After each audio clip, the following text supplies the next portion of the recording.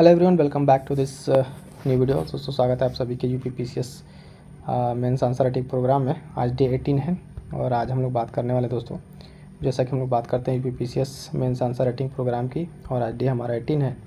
आज का क्वेश्चन जो है मोस्ट इंपॉर्टेंट क्वेश्चन एक तरह लेकर आए हैं दोस्तों आप सभी के लिए। आज का क्वेश्चन जो है सामान्य अध्ययन जो देखेंगे जीएस पेपर 2 सामाजिक न्याय से रिलेटेड है और ये क्वेश्चन इंपॉर्टेंट है। क्वेश्चन देखिएगा पहले कि क्वेश्चन क्या है। आर्थिक सशक्तिकरण के बिना सामाजिक न्याय प्राप्त नहीं किया जा सकता है।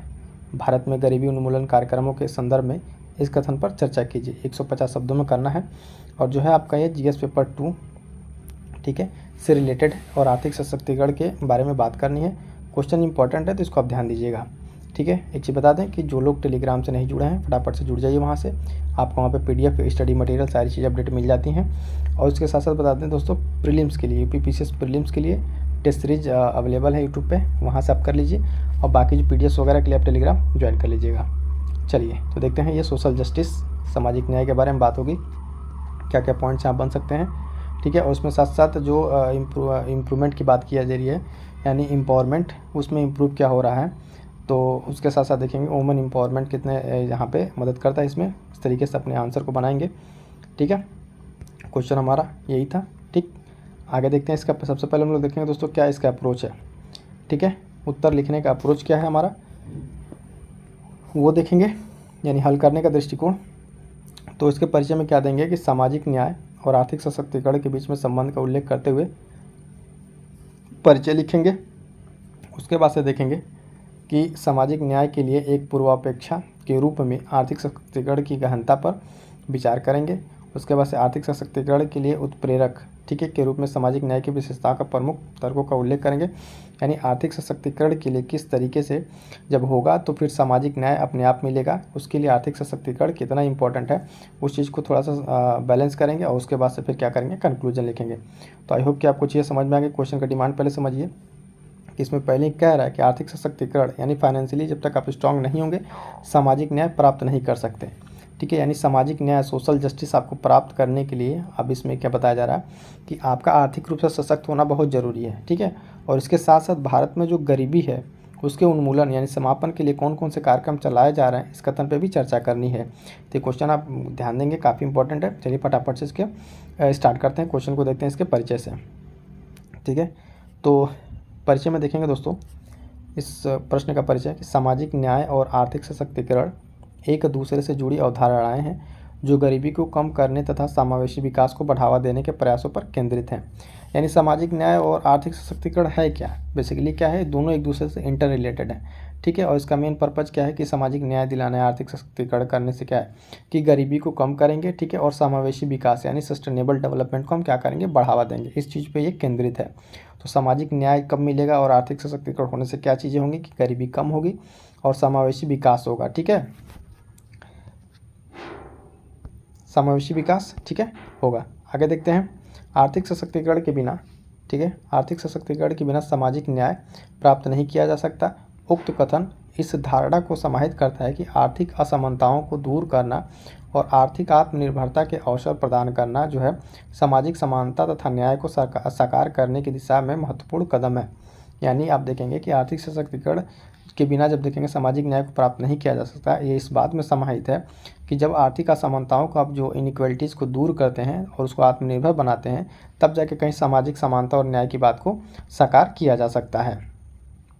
अगला पॉइंट में देखेंगे कि सामाजिक न्याय के लिए आर्थिक सशक्तिकरण एक पूर्व शर्त है। किस तरीके से है तो उसको विद एग्जाम्पल और कुछ पॉइंट के हिसाब से यहाँ समझेंगे हम। ठीक है, तो पॉइंट है हमारे पास सामाजिक समावेशन में बाधा के रूप में गरीबी। यानी अगर हम बात करें सामाजिक समावेशन की जब बात करते हैं दोस्तों तो उसमें गरीबी किस तरीके से बाधा है।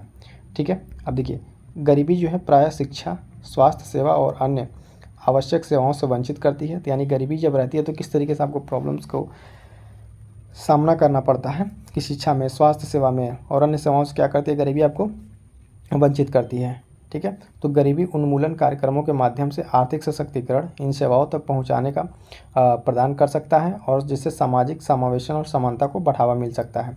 तो जिस तरीके से जब यहाँ पे बात की जा रही है कि आप देखेंगे कि गरीबी किस तरीके से बाधा है किस किस चीज़ों में, शिक्षा को लेकर, स्वास्थ्य को लेकर, अन्य सेवाओं में, तो हम क्या कर सकते हैं यहाँ पे गरीबी उन्मूलन कार्यक्रम चलाते हैं और उससे करके उसको आर्थिक सशक्तिकरण प्रदान करेंगे, ठीक है, जिससे क्या होगा, सामाजिक समावेशन और समानता को बढ़ावा मिलेगा। लेकिन इसके साथ हम एग्जाम्पल भी तो देना है, ठीक है, कि किस तरीके से हम क्या प्रोग्राम चला रहे हैं। तो उदाहरण के तौर पर आप यहाँ पे देंगे कि महात्मा गांधी राष्ट्रीय ग्रामीण रोजगार गारंटी अधिनियम, ठीक है, यानी नरेगा वाला जो प्रोग्राम है, इससे क्या किया जाता है कि ग्रामीण परिवारों को रोजगार के अवसर और आय सुरक्षा प्रदान की जाती है, जिससे उन्हें बुनियादी आवश्यकताओं तक पहुंचने में मदद मिले, ठीक है। तो ये एग्जाम्पल के साथ जैसे हमने जो बात यहाँ पे कही कि गरीबी कहाँ कहाँ प्रॉब्लम क्रिएट कर रही है, फिर गरीबी उन्मूलन कार्यक्रम कैसे आर्थिक सशक्त करेगा, तो इसके साथ साथ हम क्या कर रहे हैं, यहाँ पे उदाहरण भी दे रहे हैं। जब उदाहरण आप देते हैं तो आपके आंसर की जो वैल्यू है वो बढ़ जाती है, गुणवत्ता कहेंगे आप बढ़ जाती है, उसका वजन जो कह सकते हैं वेटेज बढ़ जाता है, क्योंकि आप साथ में साथ उदाहरण भी प्रस्तुत कर रहे हैं।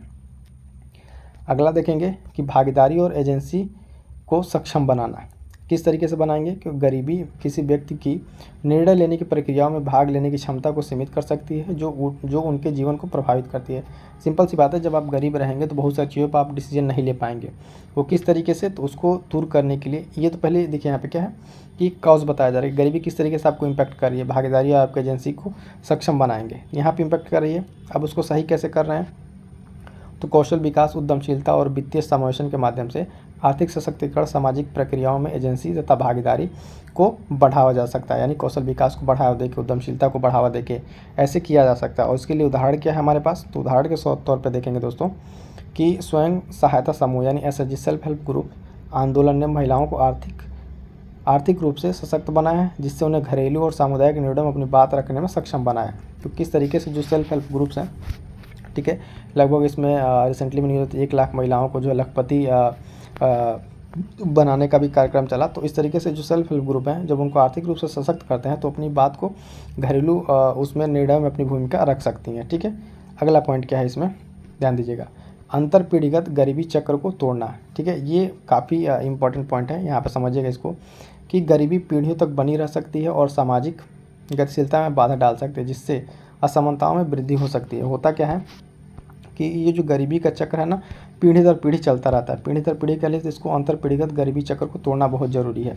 उसके लिए क्या किया जा रहा है या कैसे तोड़ा जा सकता है, तो देखिए, आर्थिक सशक्तिकरण कार्यक्रम जो शिक्षा, व्यवसाय, ठीक है, प्रशिक्षण, संपत्ति निर्माण पर ध्यान केंद्रित करते हो, इस चक्र को तोड़ सकते हैं तथा भविष्य की पीढ़ियों के लिए सामाजिक न्याय को बढ़ावा दे सकते हैं। यानी जो परिवार इस तरीके से गरीबी के कुचक्र में फंसा हुआ है, उसको बाहर कैसे निकाला जा सकता है, इन आर्थिक कार्यक्रमों के जरिए सशक्त करके। सबसे पहले तो उसके शिक्षा और व्यवसाय को प्रशिक्षण करके उसके संपत्ति निर्माण पर ध्यान केंद्रित कीजिए। यानी जब वो शिक्षित रहेगा, उसका प्रॉपर व्यवसाय रहेगा, तो अपने क्या करेगा, संपत्ति निर्माण करेगा। इससे क्या करेगा, उसके जो पीढ़ीगत जो है गरीबी है उसको तोड़ के बाहर निकल सकता है, ठीक है।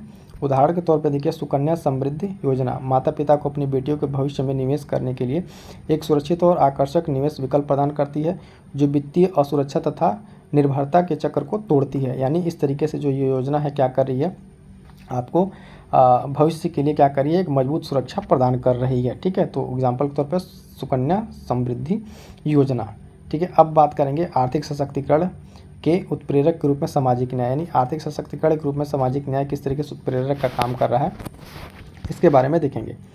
तो इसको पॉइंट वाइज समझेंगे, ठीक है, पॉइंट वाइज समझेंगे, फिर एग्जाम्पल के साथ देखेंगे।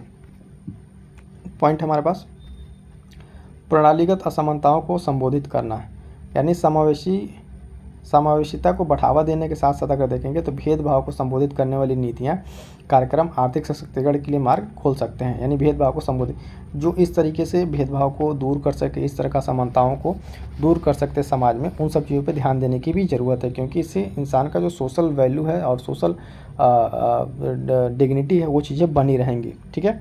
उदाहरण के तौर पर हम देखेंगे कि अनुसूचित जाति और अनुसूचित जनजाति अत्याचार निवारण अधिनियम का उद्देश्य हाशिए पर पड़े समुदायों के अधिकारों की रक्षा करना तथा उनकी आर्थिक प्रगति के लिए अनुकूल वातावरण का निर्माण करना, ठीक है। तो इस तरीके से क्या होगा कि जो एक हाशिए पर चले गए जो समुदाय हैं उनको लाके समाज की मुख्य धारा में जोड़ना है, और उसके लिए कुछ क्या करने पड़ेंगे, आपको निवारण के लिए कुछ नियम कानून भी बनाने पड़ेंगे, ठीक है, जिससे क्या हो सके, उनका मनोबल बढ़े और समाज की मुख्य धारा में शामिल हो सके। समावेशी विकास को बढ़ावा देना, सामाजिक जो है न्याय के सिद्धांत विकास प्रक्रियाओं में हाशिए पर पड़े और कमज़ोर समूह को शामिल करने पर जोर देते हैं, ठीक है। किस तरीके से जोर देते हैं, तो उनको आप देखेंगे कि समावेशी विकास दृष्टिकोण आर्थिक अवसर उत्पन्न कर सकते हैं और संसाधनों एवं सेवाओं तक समान पहुंच सुनिश्चित कर सकते हैं। ठीक है, उदाहरण के तौर पर हम देखेंगे कि सामाजिक, आर्थिक और जाति जनगणना, ठीक है, ने लक्षित निर्धनता उन्मूलन कार्यक्रमों के लिए आर्थिक रूप से वंचित परिवारों की पहचान की सुविधा प्रदान की है। तो इस तरीके से जो उस लेवल के परिवार हैं जिनमें आज भी अभी सामाजिक और आर्थिक रूप से पिछड़े हुए हैं, उनको क्या करना है, वो सुविधाएं प्रदान करके उनकी निर्धनता का उन्मूलन करने का लक्ष्य प्रदान करना है। अब देखेंगे कि मानव क्षमताओं का निर्माण करना, ये भी एक सहायक होगा। मानव क्षमताओं का निर्माण करने से तात्पर्य क्या है, तो देखेंगे बेहतर मानव क्षमताओं पर ध्यान केंद्रित करने वाली सामाजिक न्याय पहल बेहतर आर्थिक अवसरों और स्थायी आजीविका का मार्ग प्रशस्त कर सकती है। ठीक है, यानी जब बेहतर क्षमता वाला जब मानव होगा, यानी जिसको ह्यूमन कैपिटल आप कह लें, वो स्किल्ड होगा, तो क्या करेगा, वो बेहतर आर्थिक अवसर पैदा करेगा और अपने लिए अस्थायी जो है आजीविका का मार्ग प्रशस्त कर सकता है। उदाहरण के लिए जब हम देखेंगे, उदाहरण क्या है इसमें कि एकीकृत बाल विकास सेवा, ठीक है, कार्यक्रम का उद्देश्य वंचित समुदाय के बच्चों के स्वास्थ्य, पोषण और प्रारंभिक बचपन की शिक्षा में सुधार करना, जिससे कि उनके भविष्य के आर्थिक सशक्तिकरण का नींव रखा जा सके। तो इसमें मेन की पॉइंट में देखेंगे क्या कि शिक्षा और स्वास्थ्य पर सुधार करना, ठीक है, ये क्या करेगा, उनके जो है भविष्य के आर्थिक सशक्तिकरण की नींव को रख सकता है। ठीक है, तो इस तरीके से उदाहरण के साथ हमने इस चीज़ को देख लिया। क्लियर है। अब बात करेंगे इसके निष्कर्ष की। ये था क्वेश्चन की पूरी बॉडी, ठीक है, जिसमें हमने क्या क्या बात की आपको एक बार फिर से रिवाइज करा दें, फटाफट से पॉइंट्स आपको बता दें। देखिए, हमने वही यहाँ से स्टार्ट किया था, सामाजिक न्याय का सशक्तिकरण बताना था और इसके लिए क्या क्या किया जा सकता है उस पर विचार करना था, और उसके बाद से विद एग्जाम्पल सशक्तिकरण और उसकी विशेषता को तर्क सहित उल्लेख करना था। परिचय हमने बता दिया, समावेशन के रूप में, सामाजिक समावेशन के रूप में देख लिया, उसका उदाहरण देख लिया। ठीक है, भागीदारी को और एजेंसी को सक्षम बनाना, उसका भी उदाहरण देखा। फिर अंतर्गेदित जो ये गरीबी चक्र है इसको तोड़ना, ठीक है, उसका भी उदाहरण, और आर्थिक सशक्तिकरण के लिए किस तरीके से सामाजिक न्याय में कन्वर्ट किया जा सकता है इसको देखा, जिसमें असमानताओं को संबोधित किया। ठीक है, समावेशी विकास को बढ़ावा दिया, उसके साथ फिर एग्जाम्पल, फिर मानव क्षमताओं का निर्माण। इस तरीके से पूरा कंप्लीट एक हमारा यहाँ पे आंसर कंप्लीट हुआ। और उसके बाद सब देखते हैं इसका कंक्लूजन। कंक्लूजन हम आपको बार बार बताते हैं कि कंक्लूजन जो है आशावादी होना चाहिए, और सस्टेनेबल डेवलपमेंट वगैरह से अगर उसको जोड़ के आप बताते हैं तो क्या कर सकता है, आपके निष्कर्ष को और गुणवत्तापूर्ण बना सकता है। तो निष्कर्ष में देखेंगे दोस्तों कि इस तरह से सामाजिक न्याय और आर्थिक सशक्तिकरण के बीच सहक्रियात्मक संबंध है, जो अंतर असमानताओं को संबोधित करके तथा अस्थायी आजीविका को बढ़ावा देकर भारत समावेशी विकास एवं सामाजिक परिवर्तन का एक बेहतरीन चक्र का निर्माण कर सकता है। और उसके साथ साथ निर्माण करेगा तो क्या होगा कि वो SDG यानी सस्टेनेबल डेवलपमेंट गोल, विशेष रूप से आप देखेंगे लक्ष्य 1 गरीबी उन्मूलन, लक्ष्य 5 लैंगिक समानता और लक्ष्य एवं असमानताओं में कमी को प्राप्त करने की दिशा में प्रगति को तेज कर सकता है। तो इस तरीके से हमने इस चीज़ को कंप्लीट किया, निष्कर्ष में बताया पॉइंट। ठीक है, और उसके बाद से क्या किया यहाँ पे, उसको जो विभिन्न तरीके के SDG गोल हैं उसको क्या क्या लक्ष्य को हासिल करने में क्या करेंगे, हमारी मदद करेंगे। ठीक है, तो यहाँ पे हमारा क्या हुआ, आंसर कंप्लीट होता है। ठीक है, प्रीलिम्स टेस्ट सीरीज आपको उपलब्ध कराया जा रहा है। अब तक में देखेंगे तो भूगोल का हो गया है, ठीक है, उत्तर प्रदेश हो गया, और ये पॉलिटी चल रहा है। ठीक है, करंट अफेयर भी आपको यहाँ प्रोवाइड कराया जा रहा है। तो दोस्तों आप अपनी पढ़ाई को अपने साथ जारी रखिए। ठीक है, जो अपना पढ़ रहे हैं उसके साथ साथ अगर आप इस चैनल के माध्यम से जुड़े रहेंगे, अगले 1-2 महीने में आप अपने अंदर बदलाव पाएंगे। मेरा पूर्ण विश्वास है, इसलिए कह रहा हूँ क्योंकि यहाँ पे आपको चीज़ें मेंस, ठीक है, मेंस की भी आपको तैयारी कराई जा रही है और प्री की भी, तो दोनों आपको एक साथ यहाँ पे करने को मिल जाएगा। तो इसलिए करें, जो भी दोस्त अब इस चीज़ को नहीं देखें फटाफट से जाइए देखिए, और आपके जो भी सुझाव हैं वो आप कमेंट बॉक्स में ज़रूर बताइएगा। ठीक है,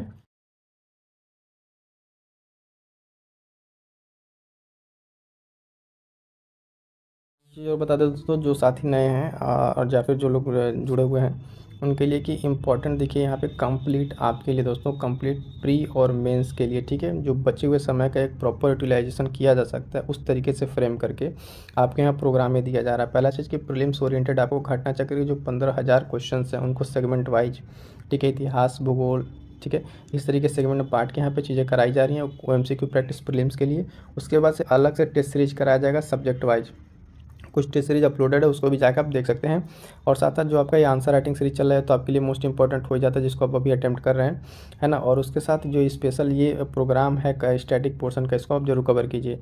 और जिन लोगों ने आंसर राइटिंग का ये बेसिक सेशन नहीं देखा उसको जाकर जरूर देखिए कि किस तरीके से बिगिनर्स मेंस की आंसर राइटिंग को करें, कि इस तरीके से अपने आंसर राइटिंग को इम्प्रूव कर सकते हैं। तो ये सब सारी चीज़ें आपके लिए काफ़ी इंपॉर्टेंट होने वाली है। तो दोस्तों जाके आप इस वीडियो को जरूर देखें। ठीक है, मिलते हैं किस नेक्स्ट वीडियो में, तब तक के लिए थैंक यू सो मच।